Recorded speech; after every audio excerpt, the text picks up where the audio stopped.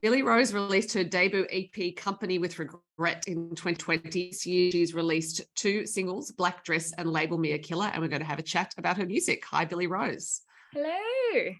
Lovely to talk to you about your songs. And I've been a fan since that EP was released. So it's great to have a chance to chat to you. But I will start with your new song, which has a very impressive title, Label Me a Killer. And it has a title that fits the content of the song, in that the song is about the death of a relationship and the emotion in it is strong. But what was the initial spark for the song?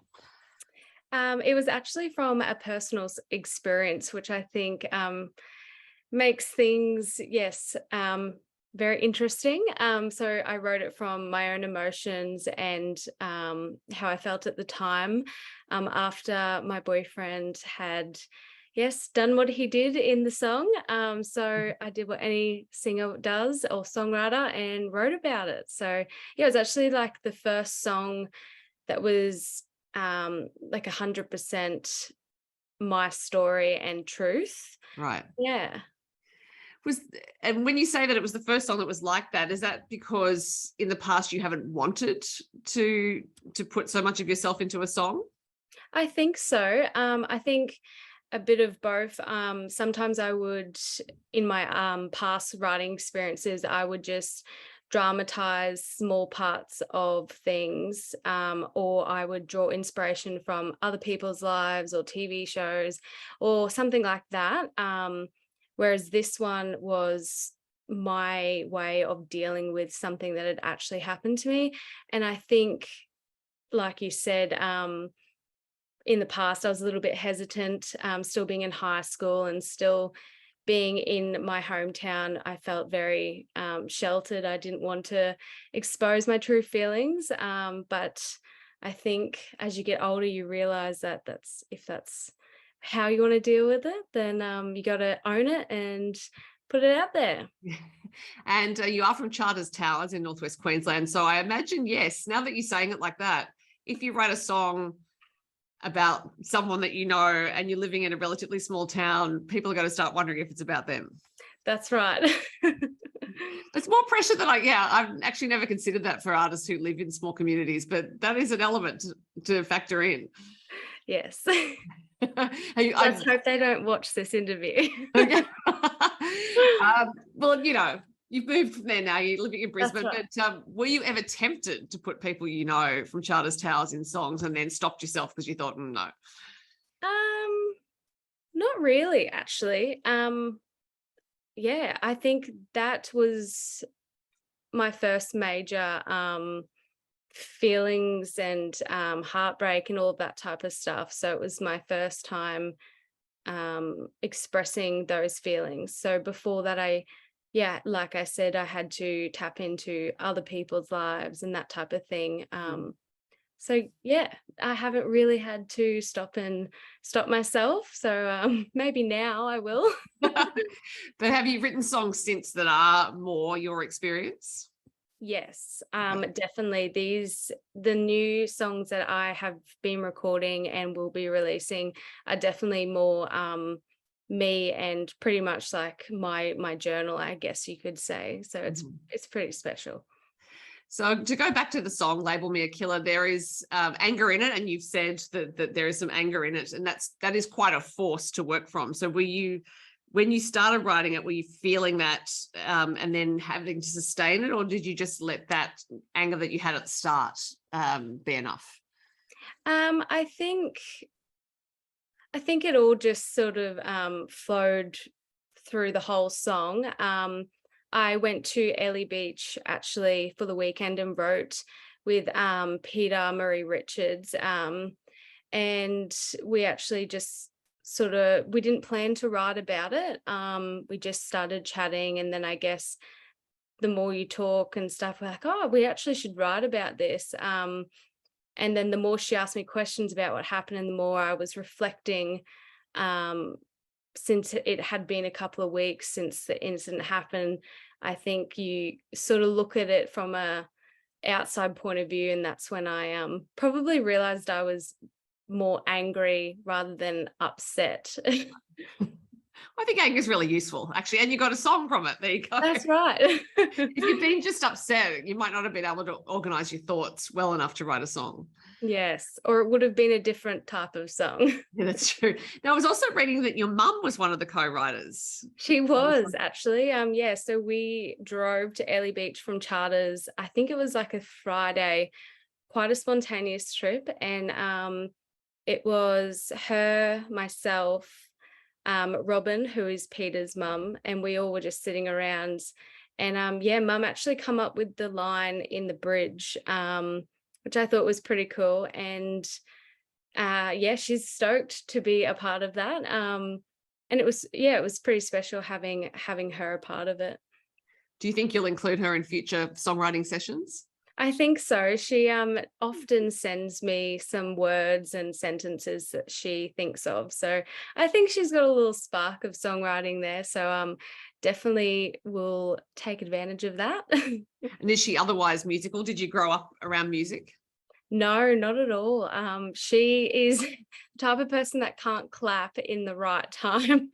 No music. I think, yeah, none of my immediate family play any instruments or anything like that, apart from growing up listening to music from my mum and dad. Yeah, no musical background. Maybe in the what would you call it, like greats, there might have been like someone, but no one that I know of. So when did you start becoming interested in music? I was about 8 years old. I think like any other young 8-year-old girl, I was obsessed with Hannah Montana at the time, and loved all of that. And then I sort of dove into that. Instead of playing Imagination Teachers, I started playing Imagination Pop Star Singer, and then I entered a talent quest at school, in primary school, and I mimed a Miley Cyrus song, and then I actually asked if I could take singing lessons and entered my first competition, which was country music, and it just grew from there. Oh, wow. Yeah. And how did you go in those early competitions? I went okay. I think it was more just a lot of fun, confidence boost. At the time, I definitely lost probably more than I won when I was younger. So it was nice to finally start winning as I got older. Yeah. And did you pick up guitar at a certain stage or another instrument? I did.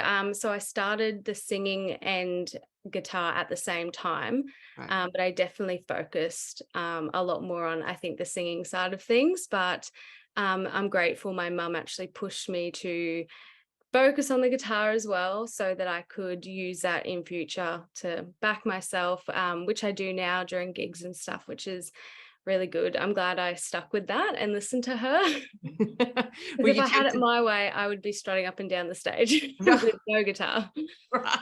Well, because practicing an instrument can be a bit boring sometimes. Yes.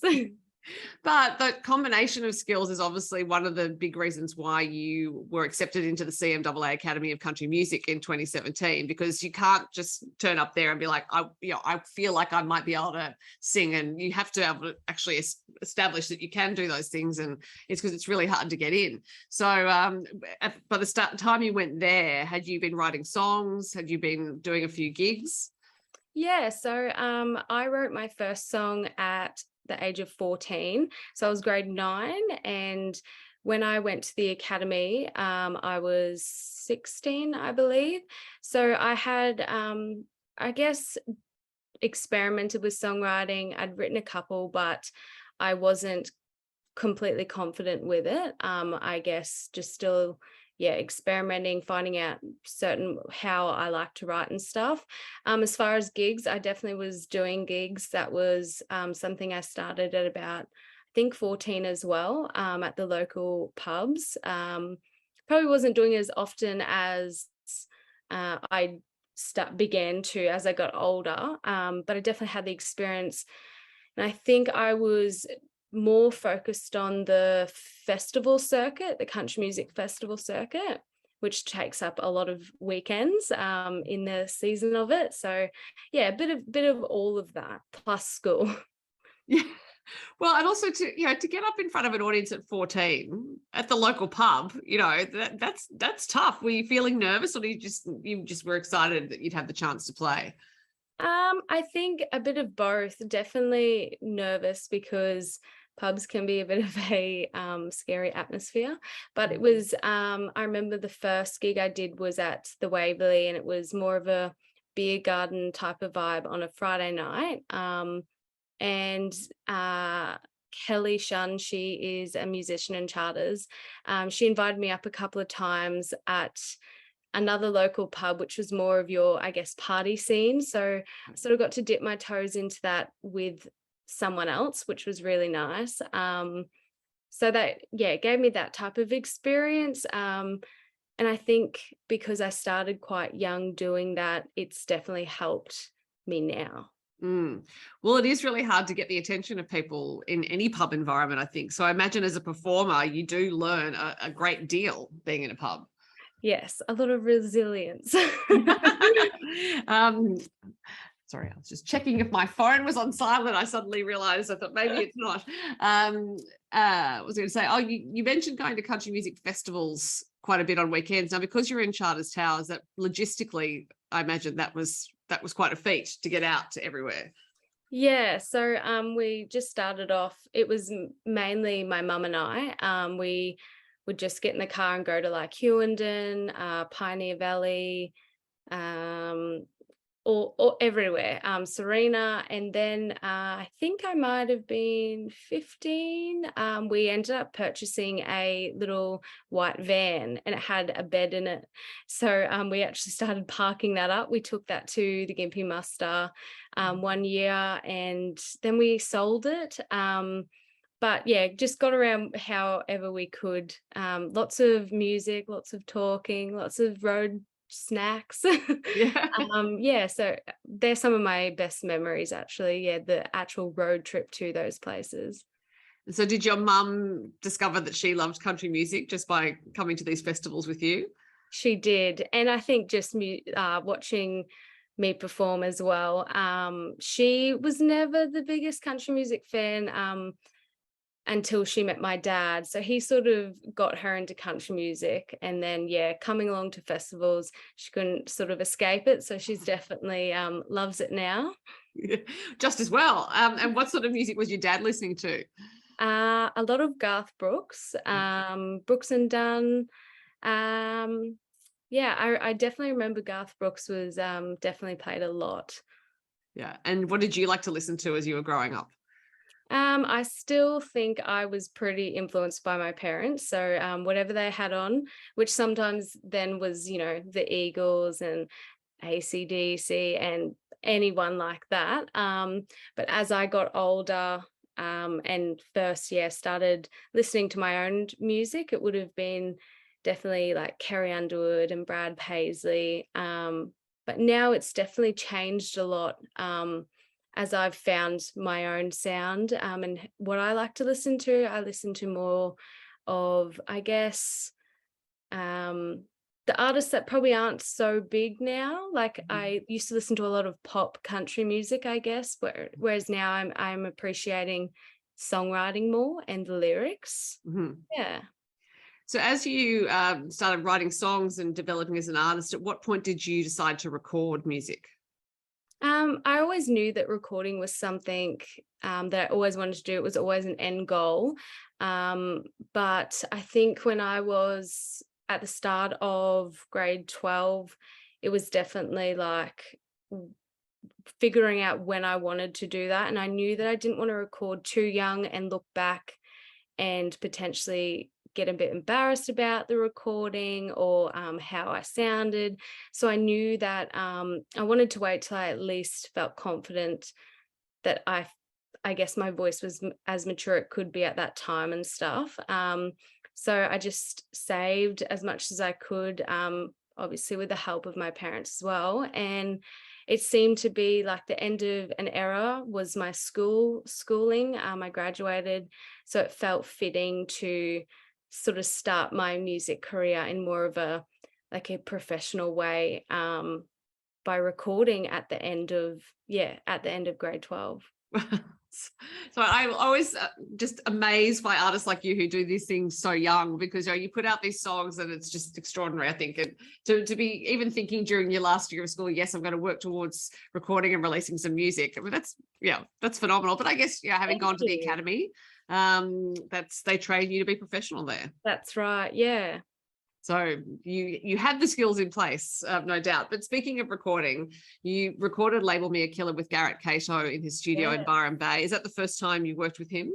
Yeah, it was. The first time was actually Black Dress. Well, that I guess that was all actually at the same time. So yeah, it was the first time I'd actually met Garrett, or recorded with him, and it was unreal. It was awesome. And so did you record some other songs at that session?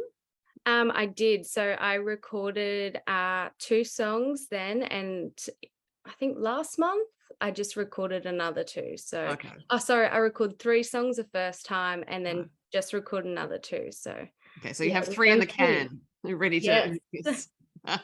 So as I mentioned at the top, you released Black Dress before you released Label Me a Killer. And what was the spark for that song? So the spark from that song again was a personal experience. I noticed as I became I guess old enough to drink. I noticed that I didn't quite enjoy the morning after feeling. I got what they call alcohol induced anxiety, and the more open about it with my friends and just anyone, I noticed a lot of other people actually suffer from that as well. Right. And I thought, why do we drink and do this so often just to feel like that? Like, it's a pretty big price to pay. So I wanted to write and express how that made me feel. And that, like, I feel like alcohol is romanticized. I don't even know the word I'm Yeah, looking that's for. right. Romanticize, yeah. In a lot of songs, everyone's like, yeah, partying, drinking, it's so much fun. And I hadn't come across a song that sort of, or alcohol is looked at in the way of dealing with something, but I hadn't actually come across a song that expressed that feeling that is caused by alcohol the day after. So I thought I would write something like that. Oh, that's fantastic, because you're right. There isn't much about it, not much said about it. And a lot of Yeah. people might feel alcohol-induced anxiety the next day, but not realize that's what it is. Yeah. I believe they call it hangxiety. Oh, it's all right. Now I'm wondering if I've ever had it. Something to think. So as you, because you've now relocated to Brisbane, how are you finding the music community there? Oh, it's excellent. It feels so good to have a lot more, I guess, variety of opportunities and more people that are like me and like-minded. I find in Charters Towers there wasn't as many musicians, and there was only a handful of pubs, whereas here I guess I still feel new and still like my eyes are still open to all these new opportunities and stuff that I haven't had before. So it's really nice and it's refreshing to be able to talk to another musician, whether that's they play an instrument and don't sing, or they're just a songwriter, or they're just it's really awesome to see so many people like that. Particularly some great country music artists who are living in Yeah. and around Brisbane, some on the Gold Coast as well. So I'm just waiting for the day when you all get together to make your own festival. Oh, it would be nice. I still haven't found too many country music lovers or artists here in Brisbane. But when you do find them or see them, it's special because you have that familiar connection. It's straight away like, oh, you like country music, bit of a relief, like finally someone. So yeah. So for you, I imagine, having gone to the Academy, that the Tamworth Country Music Festival is a bit like a homecoming, because that's where the Academy is. Yeah, it's pretty cool. I've attended the festival a couple of times now, and I was bummed I missed out the last one, and then obviously COVID. But it was so nice to attend the festival at a different time of year as well. Because the academy is quite cold and then the festival is quite hot. So it was nice to see Tamworth in 2 different experiences. Mm-hmm. I hadn't realized that the Academy takes place in winter. It would be freezing there, actually. In comparison to the festival in January, yes. Yeah. Also in comparison to Queensland, where you're Yeah. from. So given that you have those 3 songs already recorded, have you planned your release for those? Is it through to the end of this year or some of them for next year? I think some of them for next year. I definitely want to release, I think, one more by the end of this year, but I reckon I am going to keep the others in my back pocket for next year. And also, as I said, this year, I realize this year is rapidly coming to a close. I know. It's crazy. So yeah, next year's not that far away. That's right. So if you're heading to Tamworth, I hope you booked your accommodation. Yes, I know. That's another thing. It goes so quick. Yeah, it does. I think everyone's more excited because it's been so long as well. Yeah, it's a fantastic festival. I say it often because I think for people who haven't been, it's hard to describe just how lovely it is to have so many wonderful musicians all in the same place. It's awesome. It is awesome. Like, where can you go that has like busking 1 to 2 meters apart all the way down the street, and every single pub has another musician in it playing 24/7. It is, spectacular. It really is. But for the moment, we're still in this present day, not at Tamworth, and listening to your song Label Me a Killer, and I'm looking forward to whatever the next song will be. It's been lovely to talk to you. Thanks for your time. You too. Thank you.